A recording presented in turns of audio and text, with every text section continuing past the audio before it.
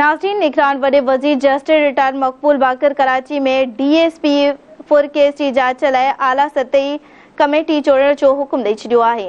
निगरान वॾे वज़ीर चयो आहे त शहर में हाणे पुलिस बि धाड़ा हणंदी त पोइ असां आवाम खे कहिड़ो मुंहुं ॾेखारींदासीं। तफ़सील लाइ पेश आहे शब्बीर लाशारी जी हीअ रिपोर्ट।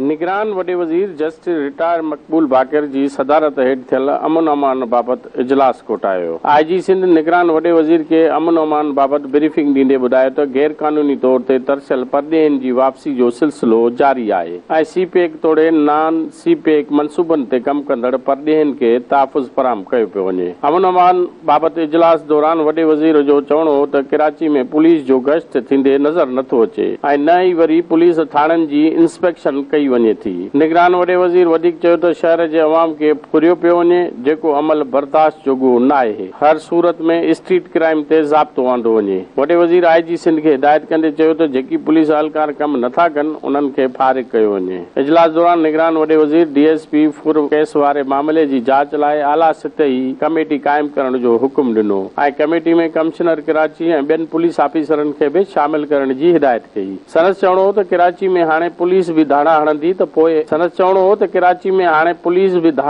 त पोइ हू अवाम खे कहिड़ो मुंहुं ॾेखारींदा। निगरान वॾे वज़ीर वधीक चयो त सूबे में जेकी बि गैर क़ानूनी कम थियनि था उहे सभु पुलिस जी सरपरस्ती में कया पिया वञनि। इजलास दौरान एडिशनल IG कराची खादिम हुसैन रिंद निगरान वॾे वज़ीर खे ब्रीफिंग ॾींदे ॿुधायो त जनवरी खां नवंबर 2023 ताईं क़त्ल जा 537 वाक़िया रिपोर्ट थिया। अॻनि अखरनि मूजिबि गुज़िरियल साल जी भेट में हिन साल 57% वधीक केस रिपोर्ट थिया आहिनि। संदसि चवणो हो त हिन वक़्त ताईं कराची में भुंग लाइ अगवा जा 51 केस रिपोर्ट थिया आहिनि। हिन साल भुंग लाइ अगवा वारनि केसनि में 13% घटिताई आई आहे। एडिशनल IG खादिम हुसैन रिंद वधीक ॿुधायो त हिन साल भत्तेखोरी जा 135 केस रिपोर्ट थिया आहिनि। गुज़िरियल साल जी भेट में 25 केस वधीक थिया आहिनि। संदसि चवणो हो त क़त्ल जे 316 केसनि में 556 गिरफ़्तारियूं थियूं आहिनि। क़त्ल जा 50% केस ज़ाती दुश्मनी जे बुनियाद ते पेश आया, उन में ॿियनि सूबनि जा माण्हू मुलवस हुया। Additional IG Karachi street crime ते ब्रीफिंग ॾींदे ॿुधायो त स्ट्रीट क्राइम दौरान नवंबर महीने में 5 माण्हू